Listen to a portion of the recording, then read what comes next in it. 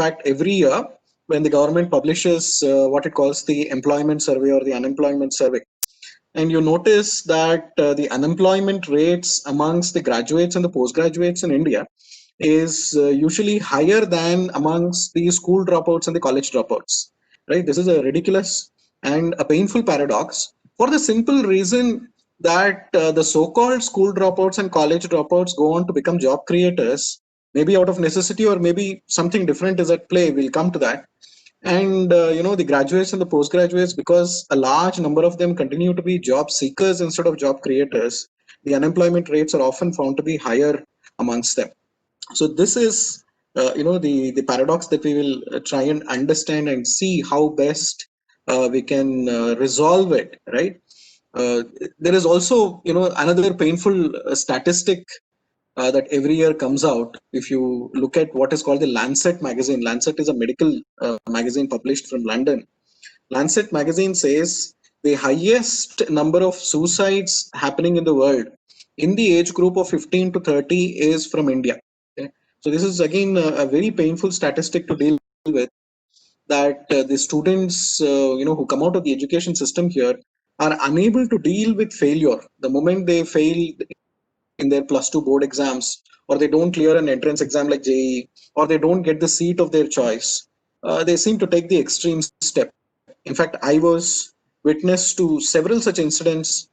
Being a teacher, I was a visiting faculty at many schools, and I also teach at a university. I've been witness to these incidents, and I remember one such incident in the very campus where I teach, where an MBA, second year MBA student who went for a job interview. This was the first job interview that she was attending, and she did not qualify.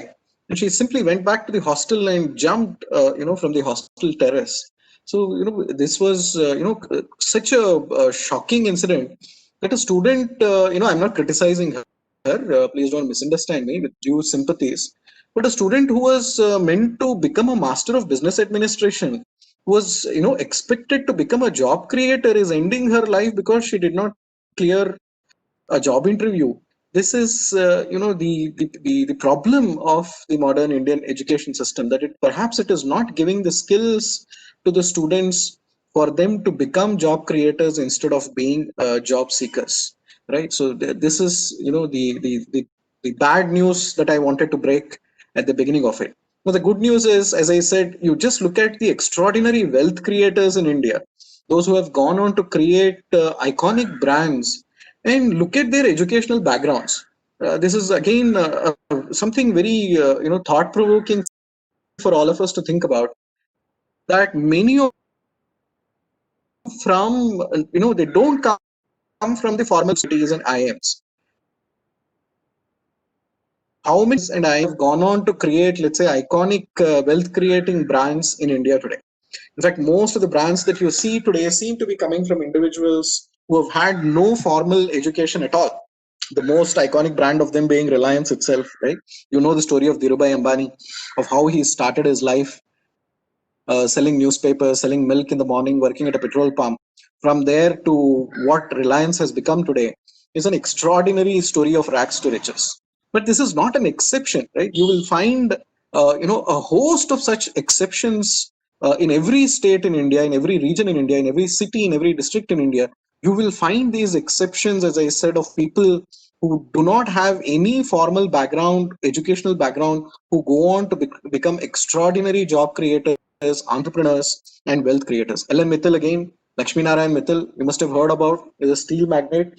In fact, when he took over this steel company in France called Arcelor, Arcelor became Arcelor Mittal. A French parliamentarian made a racist remark against him.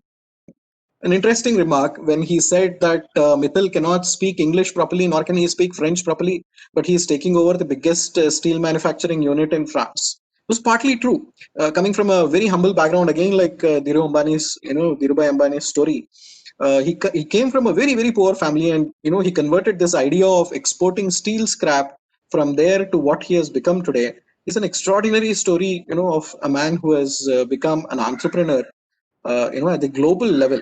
As I said, these are not exceptions, and I'll give you a story in my own background. A few years ago, I was part of a study group, an academic group, that was asked to study the success story of a small town called Tirupur. I live in a city called Coimbatore. 1 hour from Coimbatore is a city called Tirupur, which has made a name for itself in textile, exports. And at its peak about a decade ago, Tirupur was exporting about 24% of the world's textiles. The annual turnover of Tirupur textiles was about 5,000 crores. So a group in Boston University, when they came to know that a town called Tirupur was exporting about 24% of the world's textiles, were so amazed, taken aback, that they wanted to do an economic study of the success story of Tirupur. And they were shocked to find that there is not even a Tirupur in Tirupur. Tirupur was not even listed in the India map that they had at their disposal. So they came to Coimbatore and they met one of my academic mentors called Dr. Kanagasabapati, who was then teaching at the PhD Institute of Management here, and requested him to help them in doing the study of Tirupur's textiles. So they were going around meeting some of these textile merchants in Tirupur. Again, if you look at their profiles, something very interesting turns out that a large number of people who have set up these textile mills in Tirupur are school dropouts and college dropouts. They are 8th class dropouts, 10th class dropouts, 12th class dropouts. In fact, when I mentioned this during my classes at Amrita University to my first year students, often in each class there will be a student who will raise his hand and say, "My father is like what you say, sir. He's a school dropout, and he is, running a textile mill in Tirupur." So this is the profile of those people who have been successfully running these textile mills there. And I remember an incident where one of these mill owners was being interviewed for this study group. He was running a textile mill with a turnover of about 300 crores per annum. But if you look at them, they look very, very simple. He was just wearing a white shirt and a dhoti, and he would look like a farmer, and he could not speak a single line in English. So this team from Boston University had come all the way to interview him, but he could not communicate with them directly because he could not speak English. So these Boston University people, posed a question to him. He said, "You're exporting textiles to America, to UK, to Australia. All your clients are English speaking, but you can't speak a single line of English. Then how do you manage, sir?" So this man, with a wry smile, he made a comment. He said, "But that is what the IIT and IIM graduates are for. I employ them to do all this communication between me and my English clients." So you just look at the irony of this situation, that a man who is a school dropout is the owner of a textile mill with an annual turnover of about 300 crores. And all these IIT, IIM graduates are, and the MBA graduates are employees under him. And again, you will find this not as an exception, but this is happening across, what we call industrial clusters in India. That, as I said, people with no formal educational background seem to be becoming job creators, entrepreneurs, whereas people with cutting edge knowledge and skills seem to be becoming employees under them. So, this is the story of Tirupur textiles. There is another amazing story that comes, often, which my academic mentor shares, of a brand called Group. Viking Group today in Tirupur is one of the biggest hosiery units. Its share of Tirupur textiles is about 45%, 50%. So the story of this man, who is the founder of this Viking Group, is very, very inspiring.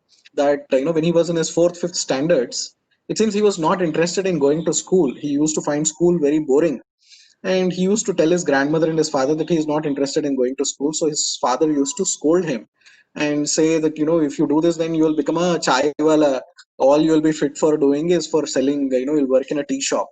But his grandmother used to, it seems, back him up, saying, let him do what he is interested in. Why do you discourage him?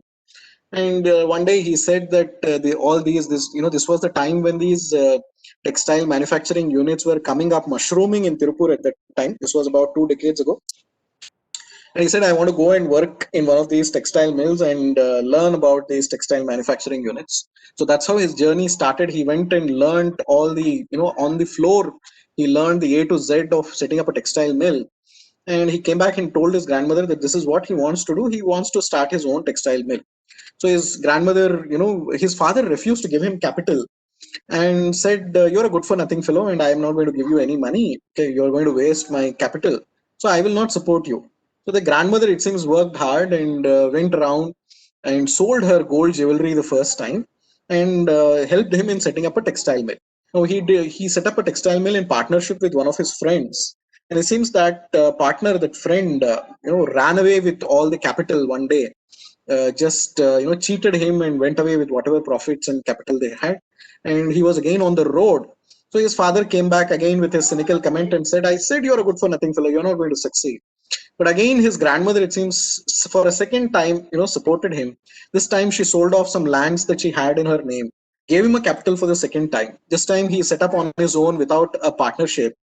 And it seems the second time, the export consignment which he was sending by a ship was caught in a cyclone, and it drowned, and the entire consignment was destroyed.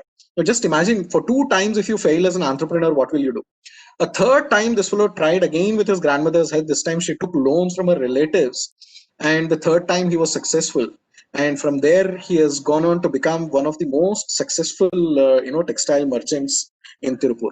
So you will find amongst these entrepreneurs such extraordinary stories of rags to riches, of people who have started with nothing, no formal background and no even not even capital, but they tend to go on to become extraordinary job creators. So what is it that is preventing the some of the best minds in this country from creating this kind of wealth and from becoming entrepreneurs like this? This is something that I want all of you to think about as we do this session. The other story that I wanted to talk to you about was the diamond cutting industry in Gujarat, in Surat. Perhaps some of you will, if you are from North, you will know about this, right? The kind of turnover that the diamond cutting industry produces is almost equivalent to some of the software companies like TCS, Infosys, etc. in India. And India is today recognized as, I think, the second largest exporter of diamonds, polished diamonds in the whole world. And the success story of this group is also very, very interesting. See, this is where a very unique cultural or social aspect of India's entrepreneurs comes out.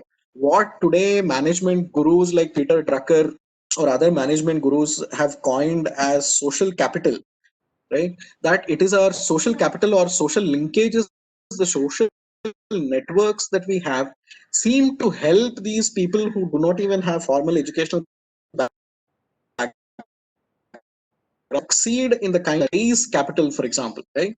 How does a person, let's say born in Tirupur, if he wants to start a textile mill, where does he go and get the capital from? If you go to the bank will ask you for a collateral. If you don't have the collateral, how will you raise the capital? So you will find that in many of these cases, it is these social linkages that seem to help them. It is purely on the basis of trust that they raise capital from their friends, from their relatives, etc. Just give me a second. I'll just there's a noise here. I'll just close.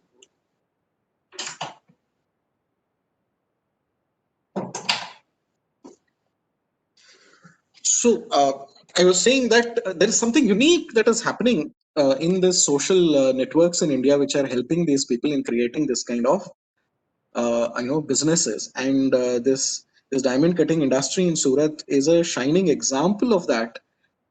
That it is largely managed by one particular community called the Patels. So largely you will find that these diamond cutting units are either owned or managed by these Patels. From the staff to the owners, largely it will be one particular community that will be managing it. And this is again a unique feature you will find of many industrial clusters and businesses in India, whether it is the Dabbawalas in Bombay, whether it is the diamond cutting industry in Surat, whether it is the textile merchants again in Tirupur, which is largely Gaunders and Naidus as they are called. It is the social capital that seems to help them to succeed. One unique thing, a story that came out about this diamond cutting industry in Surat was about the way they transport diamonds, for example, from between, say, Ahmedabad and Bombay.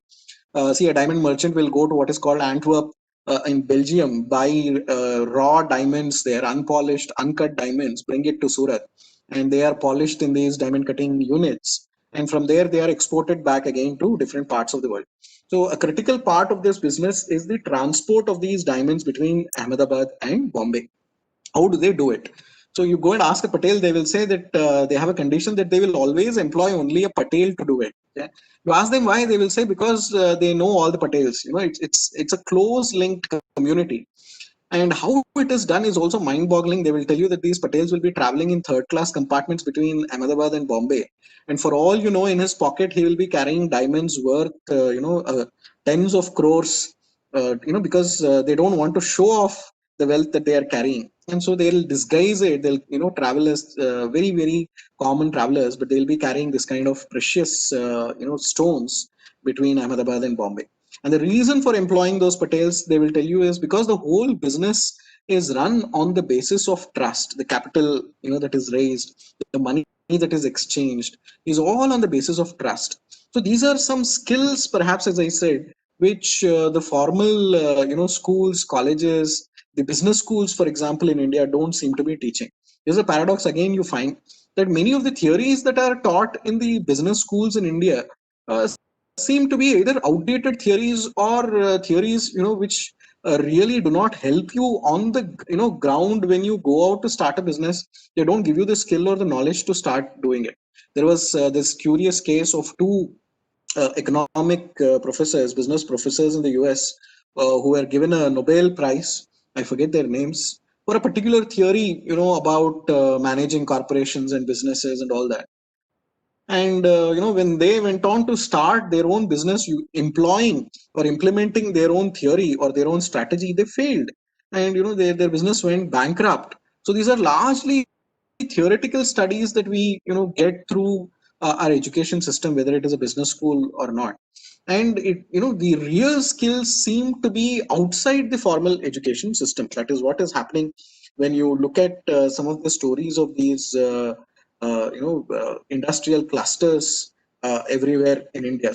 So this is something mind-boggling that is happening in India, and you need to just go out into your own backyards and look at these stories, look at these extraordinary wealth creators and job creators who are coming out, and you need to study them in order to derive inspiration from them.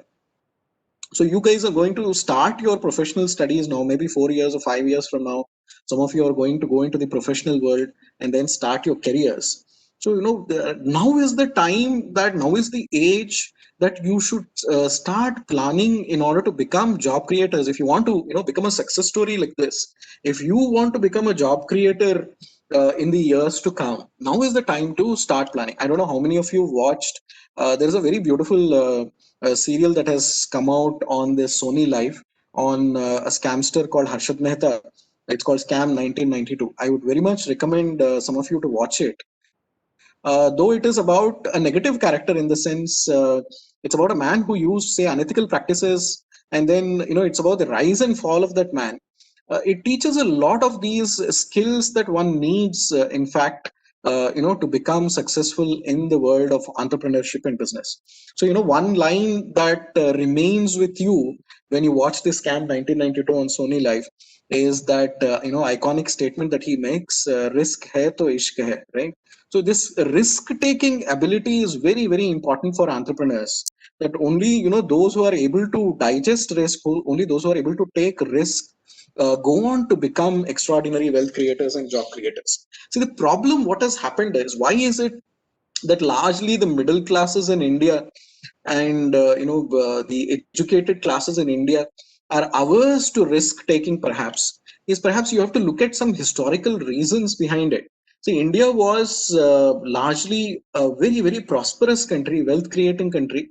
If you look at foreign scholars like Angus Madison says that from the first century CE to the 16th century CE, India was at the top of the world in terms of its economic performance. Whether you take its contribution to world GDP, whether you take its manufacturing output, India remained at the top, beating even China for 16 centuries, 1,600 years, right?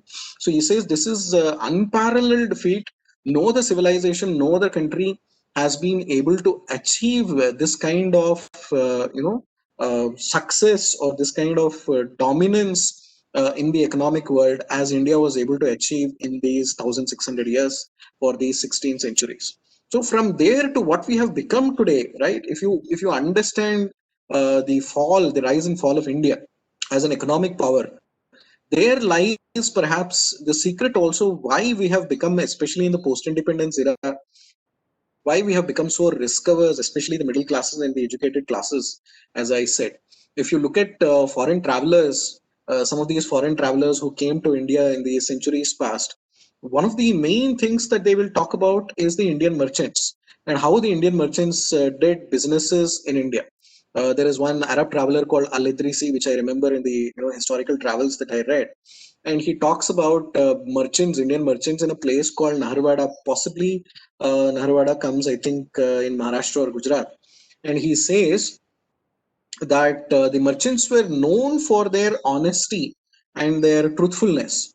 So, today's, if you look at some of these business schools today where our educated classes are getting educated, this is something that is not taught to them, that you can be successful in a business while remaining straightforward, while remaining ethical, while remaining upright. But what Indian history is teaching us is that we remained at the top of the economic world. We were, the most successful and the most prosperous country because our businessmen were known for their honesty and their truthfulness.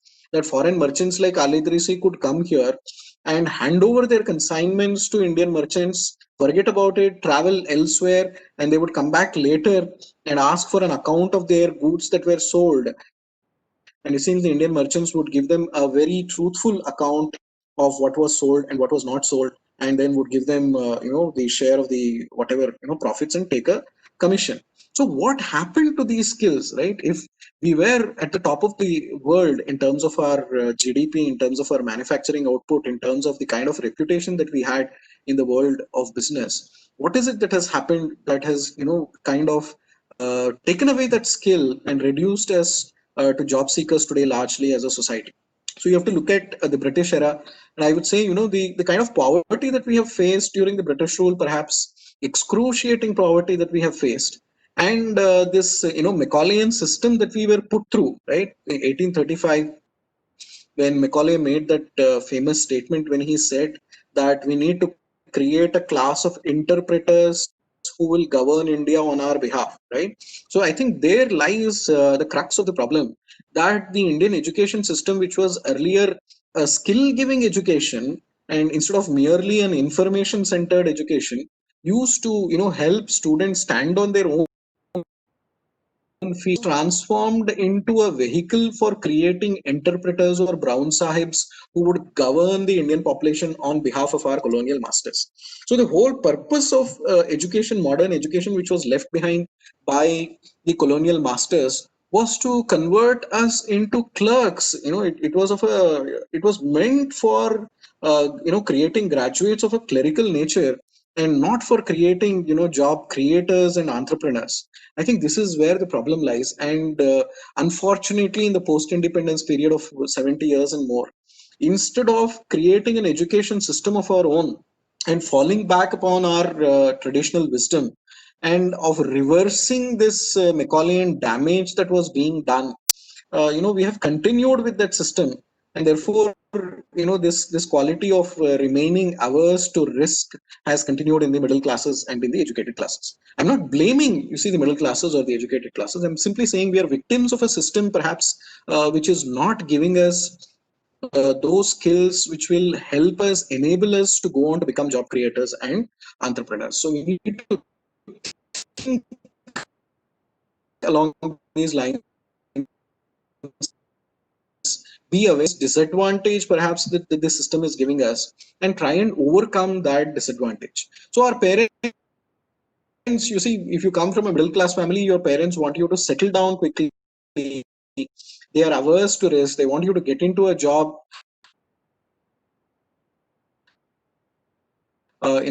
especially an IT job, because it's it to start with. So everything towards this risk averse mindset to settle on that, into that mindset, is essential for for us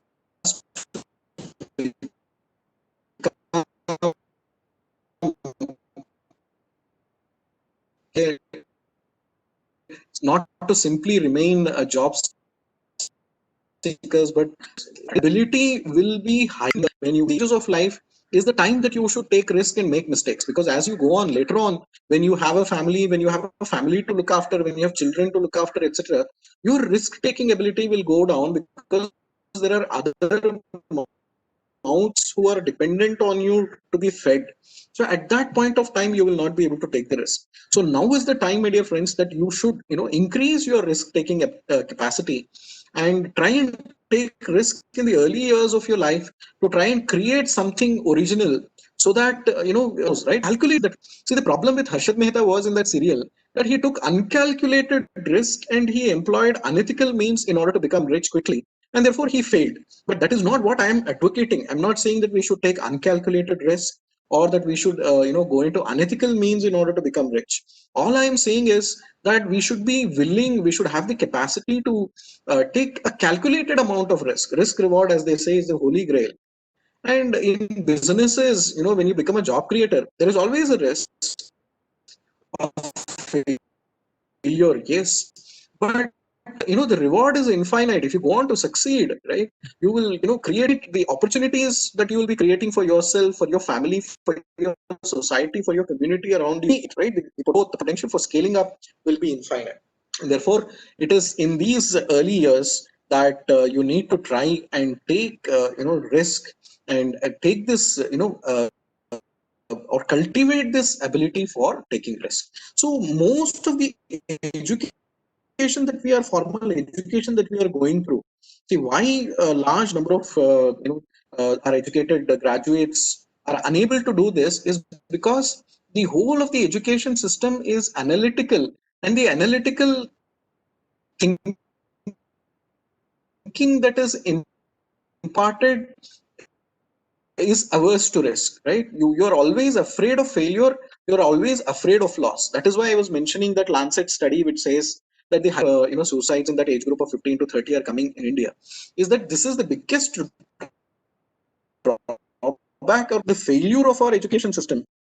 Not teaches to failure. You have success all the time in your life, and that you need to accept losses, you need to accept failures in life as stepping stones to success. And only when this ability to digest failure and digest loss and ability to digest risk comes, that you will can go on to become an extraordinary success story of a being an entrepreneur and a job creator. This is what we need to change. This has been hardwired into our brains, and this is what we need to change in order to change our attitude towards success. Our very of success has to be evaluated in this way, that we are measuring everything on the basis of simply the salary or the bank balance that the person has. And we need to change this definition of success and go on to honor people who create something original, where creativity is there. That creativity has to be respected. This is where perhaps Western societies today are far ahead of us, and they are honoring, respecting, rewarding people who create original ideas, innovations, and products. Of course, this is changing, thankfully and hopefully. Even politicians, the present day governments, etc., are realizing this, and in front of our eyes, we see that there is a very significant and clear change that is happening in the education system and also in the mindset, with programs like Skill India, etc., that are being introduced. But the basic grassroots system, I think, still this it is yet to percolate, and the onus is on all of us individuals to try and change the system as much as possible. So here, for us, it is important for us to pause and think. For example, right? You look at the Silicon Valley in the US. There are at least 2 million Indian software professionals, right, who are working in the Silicon Valley in the US. When, for example, when Donald Trump imposed certain restrictions on visas, or was imposing certain other restrictions which would make it difficult for these software companies to hire Indian software professionals. You will remember that many of the CEOs of these iconic brands, global software brands like Google, etc., tried to convey and communicate to these politicians that if you do this, that these Indian professionals, software professionals, are the very backbone of the Silicon Valley, and if you do something like this, it will break the backbone of the Silicon Valley itself. That is the kind of power, that is the kind of influence that we have abroad today, whether it is in software or whether it is in other fields. So when we are going abroad, you see, we are succeeding extraordinarily in doing this. But the question is, why is it that we are unable to do it here in our own native lands, right? Why is it, for example, that we don't have a product like Google for Indian languages. Why is it taking so much time for this language processing to happen in Indian languages? Why don't we have, for example, operating systems in Indian languages? Why don't we have, for many of these gadgets or ideas or concepts? Why is it that we are largely succeeding only in the services sector? So the Indian software companies that you see, which are largely successful, are largely offering services or maintenance based services, but we don't have original ideas like an iPhone coming up from Indian entrepreneurs. So it is the manufacturing side, this innovation side is where the second emphasis has to be there. The first was the risk taking ability that I was talking about. The second part is the ability to innovate is very, very important.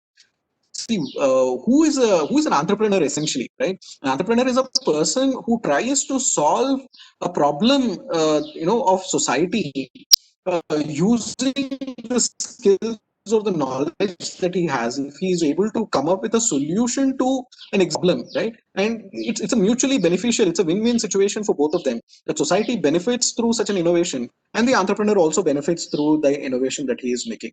So it is in this line that you have to think that can I use my knowledge and skill to solve the problems that my society has, the society in which I am living? Can I use my knowledge and skills to solve some of the crucial problems that my society is facing? I remember a story here in a small engineering college in Coimbatore called KCT. There was a student, because we are facing this agricultural protests, for example, farmer protests are going on in north, in Delhi, etc. I remember the student came up with an innovative idea. He made a low cost commercial refrigerator. He was just a final year student, and as part of his final year BTech project, he made this low cost refrigerator, which has gone on to help thousands of farmers in this belt, Kongu belt, as it is called. This is an agricultural region also. And one of the problems that the farmers here were facing was about storage. Right? The farmers are forced to sell their produce to middlemen because they don't have the ability to store their produce for longer periods of time, and the produce will rot or it will get spoiled, and therefore they sell it off at below par prices. And the middlemen benefit because they have larger storage facilities and they are able to sell it at better prices in the markets by employing these storage facilities. So the student came up with this brilliant idea of creating a low cost commercial refrigerator for them, storage for them. And thousands of them here benefited by one single innovation like this. And one student, a final year student was able to do this is something extraordinary. So it is this kind of innovation that I'm talking about, that our society is facing a lot of problems today, right? Look at the number of farmers who have committed suicide in the last decade. At least about 2.5 lakh farmers in Vidarbha alone, 2 lakh 50,000 farmers have committed suicide because of various reasons in Vidarbha alone. So, our society is urgently in need of this kind of innovators, of people who can innovate and, create this kind of win-win situations for the society here. They can also benefit from it, and the society will also benefit from it. I'm also reminded of two IIT Kanpur professors who used to go out in the villages around the IIT campus, and they started using their knowledge of mechanical engineering to repair some of the agricultural equipment that the farmers had, right? So the scope is endless, the opportunities are endless. And this is where I think we should try and apply our minds, apply our skills, and apply our knowledge to solve some of the everyday problems. Look around you and you'll find immense amount of opportunities. You will find there was another NGO here in Coimbatore which started collecting all the flower waste that was coming out of temples, for example, which had become an environmental hazard, and they converted this flower waste into agarbattis, into incense sticks, and they've created a whole industry where so many women are benefiting just from their home by rolling out these agarbattis, etc. They have created employment opportunities for so many people like this. So please think along these lines. Even as you are getting educated, I would say, please, build your social capital, right? Your social networking is very, very important.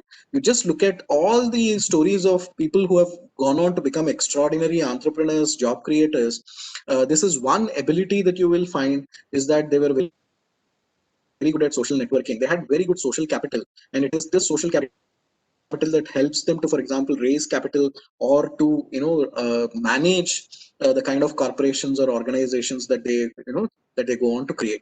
And the social capital is something that your formal education system will not provide you, right? Your technical education will not provide you with those networking skills, with these human skills, which are very, very essential, more essential than your technical knowledge itself, right? This is why, today psychologists across the world are considering emotional quotient to be so very important to the success of people, right? Why EQ is being added to evaluation parameters across the world is because they find that people with high IQ don't go on to become they as successful as people with high EQ are.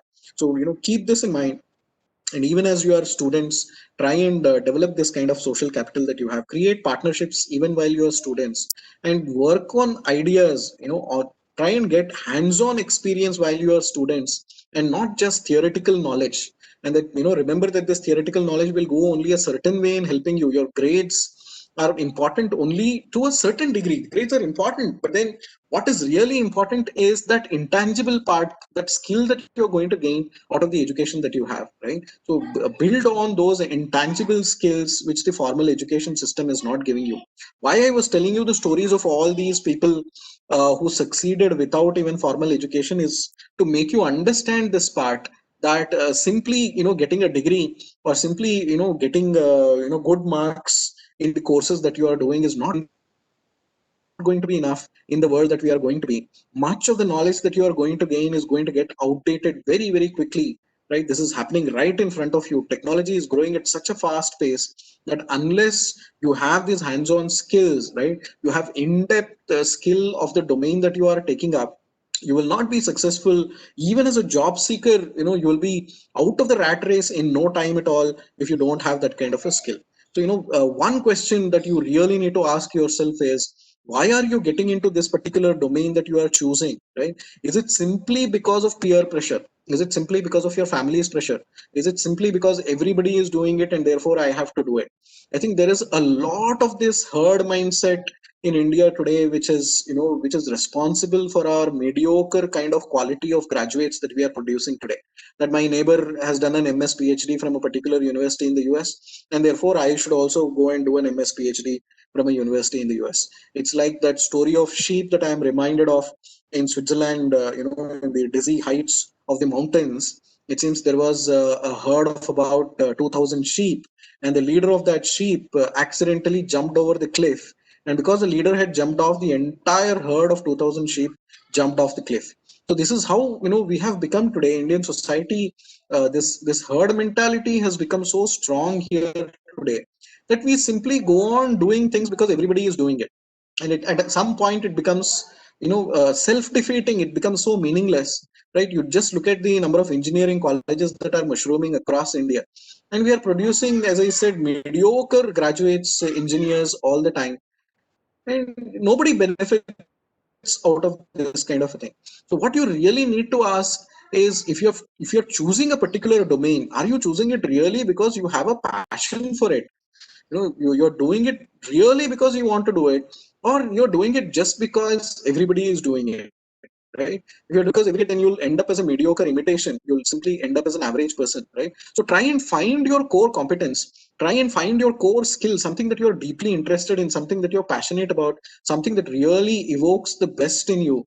And if you can choose, turn that into your profession also, that is where from this is the ikigai, as the Japanese call it. This is where the meeting point of your interests and your talents, where excellence comes out, right? So all these extraordinary wealth creators, they became extraordinary because they were doing something which was really close to their heart.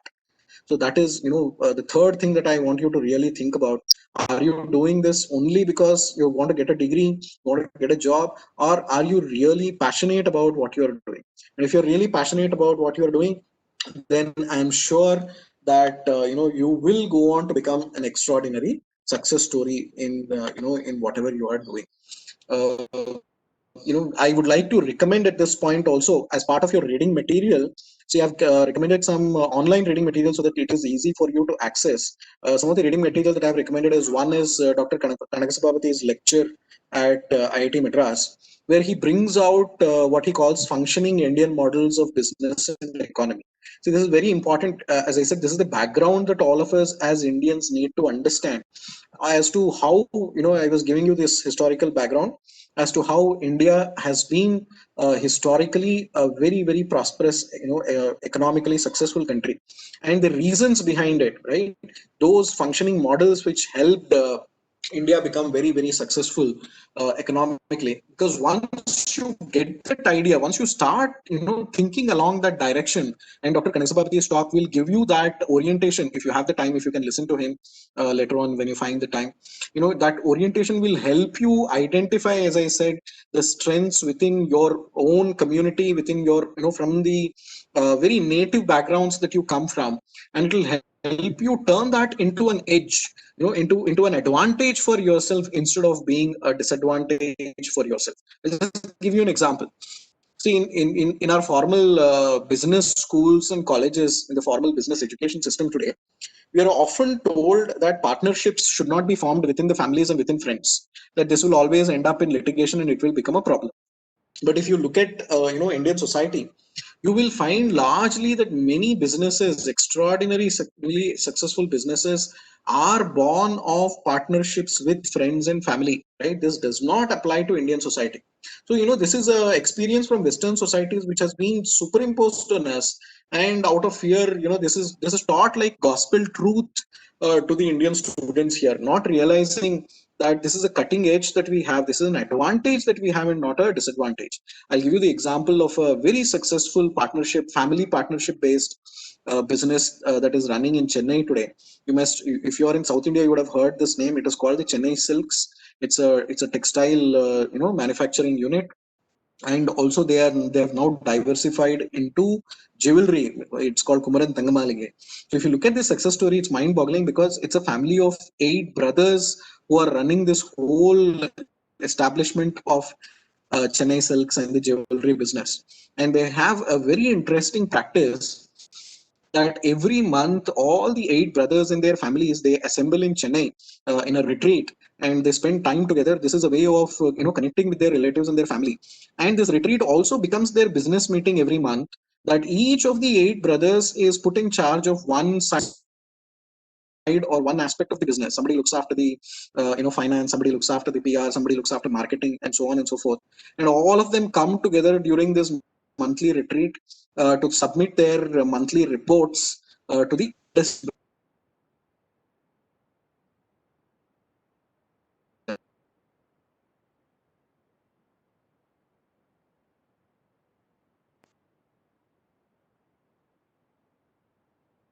And the eldest brother is responsible for overseeing the business on which the business is running. You read, in fact, in the epics in the Ramayana and the Mahabharata, that this is how families were, that the eldest brother's word used to be, sacrosanct, whether it was Rama's or whether it was Yudhishthira's. And you find a modern day business running in Chennai on the basis of, this kind of a model, right? So this is something that no formal education system will tell you, that you can convert this into an edge. So you look at, even say, for example, Mukesh Ambani and Anil Ambani, right? When they were fighting over their business empire, it was their mother who settled that dispute between them, and they agreed that their mother's word would be final on the partition of the business empire. So this is something very unique, as I said.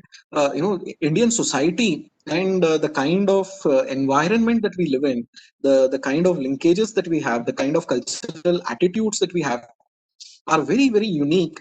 And if you understand these linkages and these attitudes, it will provide you, with a lot of advantage, with a lot of real grassroots understanding of how businesses are created in India, of how these where the soil from which these job creators come out from, right? The entrepreneurs talk about the kind of environment in which they have come up and become successful. That is why I recommended Dr. Kanagazabapati's talk. So if you listen to that, this whole framework will become easy for you to understand, and that will help you, as I said, as you grow and as you evolve, as you go out in the next few years into the professional world. It will help you if you keep this in your background, and when you get opportunities to convert that edge into a real world opportunity, it will help you to do that. Okay? The other thing that I recommended was Rashmi Bansal's books. She was herself an IIM Ahmedabad graduate who rejected a very premier that is well-paying job in order to become a journalist. She took up a humble job of a journalist, a desk writer, in fact, a desk editor. And from there, she started her journey and went on to become a very, very successful author and writer. And also, she has been now, she's mentoring these entrepreneurs and inspiring a lot of youngsters, to take up, out of the box, to think out of the box, and to become job creators. So, in her, I think she has written several books. Connect the Dots, Stay Hungry, Stay Foolish, I think was the first book. Connect the Dots was the second book. And then I Have a Dream, where she brings out these extraordinary stories of people, who did not simply get into the rat race, but were willing to think out of the box, were willing to take the risks. And, they converted these ideas into successful brands, from Naukri to, other Naukri.com, to so many other mind-boggling success stories that she brings out in her books. So by reading, these success stories of some of these entrepreneurs, it'll give you that inspiration to, think along these lines, and to convert some of the ideas that you have in the years to come into real world opportunities, right? One such social entrepreneur that I want to mention is a man called Dr. V, who started a chain of eye hospitals. In fact, that link I have given in the reading material which I have given you. It's a mind-boggling story, success story of an eye hospital, eye care hospital, that started in Coimbatore and in Madurai. It's called Aravind Eye Hospitals. It's a very, very respected brand of eye care hospitals. Why it is respected is because of the very unique model on which it runs. That Aravind Eye Care Hospitals, they charge only 3 out of the 10 patients who come to them for cataract surgeries or for other kinds of eye treatments. Now, if you go to any formal business school, you will be told that this kind of a model will not succeed, right? You will fail, that you will not be self-sufficient, you cannot scale up, and you will not be able to pay the salaries of your doctors, etc., if you do this. But you just go and look at how they have been growing, effectively, and they've been creating a whole chain of hospitals in Tamil Nadu, very, very successful, professional, and prosperous. They're paying the salaries of all their doctors, etc., based on a philanthropic model, based on a model. He started off with this idea that the poor people should be given affordable eye treatment, right? So even, such mind-boggling ideas, where you think that it will never succeed, but it has succeeded today. And you, on the other hand, you look at, even eye hospitals which came in competition to this Aravind Eye Hospital with a huge amount of financial backing. In the last 3 years, there was another brand that came up in Tamil Nadu. It was called Vasan Eye Care.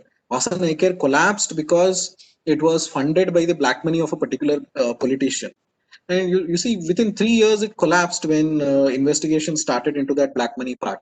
So this is something, that teaches us that if your intentions are good, and if you set out to do something good to society, that, even if you set out with a philanthropic idea, it is possible to build a corporate organization, a business organization, which will go on to, become very, very successful, which will go on to create jobs for people, right? So this is the foundation. This is what Indian society is teaching us, that you can be successful by being honest, you can be successful while being upright. All you need is, those skills, those cutting edge skills that you require, which your formal education system is not giving you.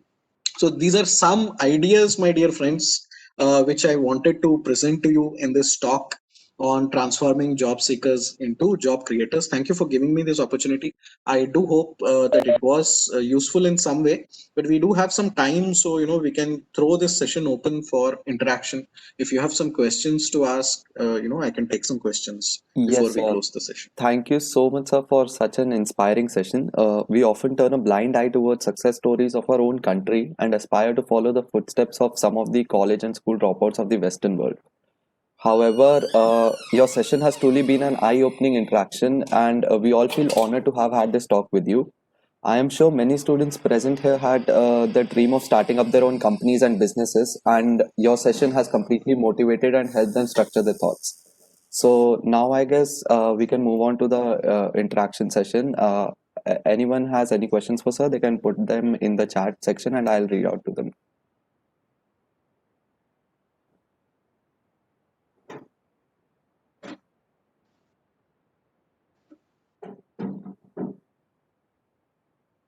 So, does anyone have any questions? You can put them in the chat section. I'll read out them to sir.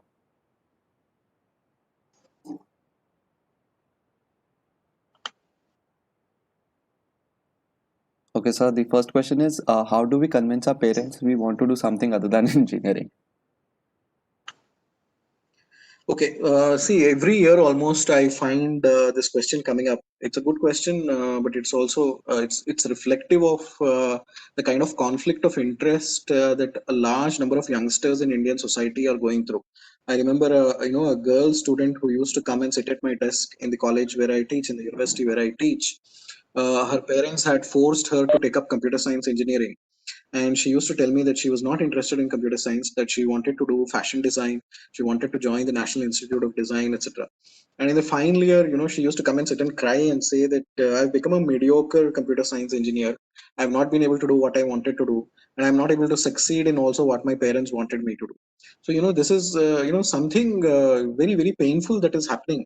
And it is, this has been, I think, well documented and also has been debated a lot. Even Bollywood has taken up in movies like Three Idiots. I think this is the theme that has been coming up repeatedly in many of the movies. That there is a lot of parental pressure on students to go into a particular profession, etc. So I think this is wrong per se on the part of parents to force their children to take up something which they are not interested in. See, they have to be made to understand that if they do that, then, as I said, the children will become mediocre in that profession which they are being forced into. There was another case that I saw, of a father from Hyderabad who was working with LIC. He was an LIC agent. He had put all his money into educating his child, and he had forced him to take up mechanical engineering. And at the end of the first year, that student failed in almost all of the courses. And his father came to me and said, can you please counsel him to study properly? So then when I spoke to the student, I found out that it was not a problem of, it was not that he was not studying properly. It was that he was not interested at all, in engineering. He wanted to do something else. He wanted to go into, he wanted to become a chartered accountant. He wanted to study finance and commerce, and his father had forced him into mechanical engineering. So after 2 years of struggle, his father forced him to do another year of mechanical engineering. At the end of the second year, again he failed in many of the courses, and then the college asked him to, drop out and leave. So when you're doing something which you're not interested in, you see, you're swimming against a current, and therefore you have to put in, double the effort to succeed, to excel in what you're doing. This is what you'll have to tell your parents, make your parents understand that we're simply, instead of taking the path of least resistance, which will be productive, beneficial for them also and for you also. If they're forcing you into something which you're not interested in, just imagine, you see, once you take up this career, it is like a reverse current, right? It cannot be reversed easily. Once you become a graduate or a postgraduate in that domain, then again going back and doing something of your interest becomes extremely difficult. So now is the time, before you choose, your graduation studies. Now is the time that you should sit with your parents and have a heart to heart talk with them. And if you find that your parents are forcing you into taking something which you're not interested in, you should be very very frank with them. You're an adult now, and you have to tell them that this is what you want to do, and try and, but go with a little bit of preparation. Show them the career opportunities available in the field that you want to take up, and have a plan, like what is your short term plan, what is your long term plan, what do you want to become in the domain that you are interested in. So go with a little bit of preparation and have a free and frank discussion with your parents. And the onus is on you to convince them, to tell them that this is what you want to do, and give them a promise that if they allow you to take up what you are really interested in, that you will show that you can excel in that, right? So this is painful, but this is happening across Indian society. And I think we need to have a lot of career counseling at the school level and the plus one plus two levels, not only for the students but for the parents also, so that before they make important career choices at the turning points in their lives, this awareness is created in them. See, in foreign countries, what is happening is there is a dignity that is given to all professions. So whether a person becomes an engineer or a lawyer or whatever, each and every profession has a certain dignity. And the problem in Indian society is that only those professions which seem to be those professions which have only market value, right? Only those seem to be recognized as something worth doing. I think that attitude has to change, and it is gradually changing. It is happening as Indian society economy is becoming stronger and stronger. I think this change will become more and more pronounced. As of now, if you are going through that conflict of interest, then as I said, go with a lot of preparation, have a free and frank discussion with your parents, tell them what are the opportunities available to you, and try and convince them to allow you to do what you are really interested in. Tell them that if you take up what you are really interested in, you'll be more successful than doing something, in which you're doing it half-heartedly, in which you are being forced into. Okay, sir. Thank you so much. And I one hope more, I've answered. yes, one more question that I see here Yes. that would be common for almost everyone here is how can we decide what we need to do until it's too late? It is a pretty common question for people of Okay. our age. Okay.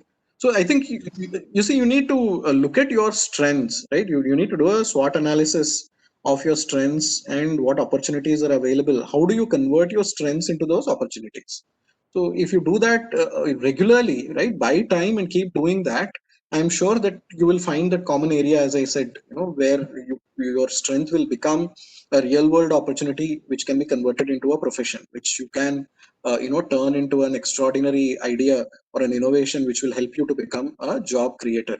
I think you need to, go through this process of awareness, right? It's essentially career counseling that you're asking about. So try and talk to as many career counselors as possible. Look at the opportunities available in the in the present day world, in India as well as abroad, and see which of these opportunities seem to match with the kind of skills that you have, right? And then try and take that up as your passion or whatever, which you can convert into an innovation. Yes, sir. Thank you so much. Is there any other question that you'd like to ask, sir? You can mention it in the chat box.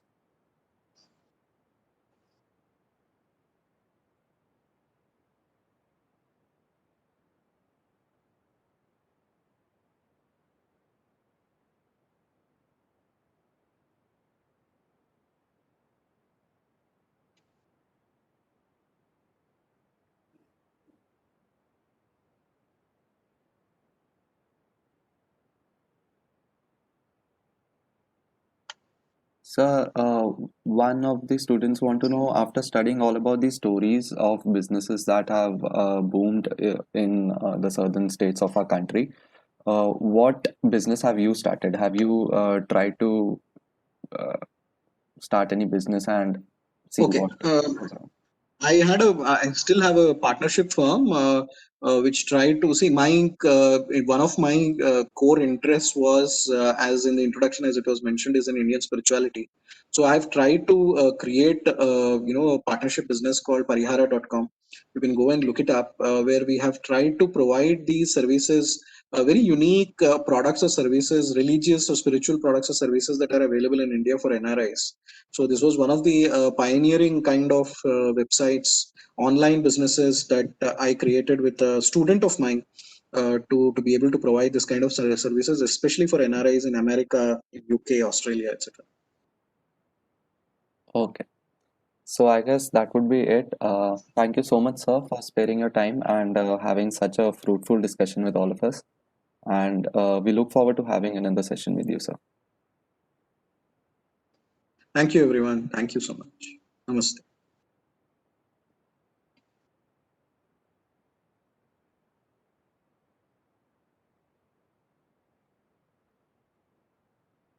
For all the students, please come back by 2:25 p.m. We'll begin with the third session of today. And till then, we are having a break, so you guys can end leave the meeting if you want and join back by 2:25 positively.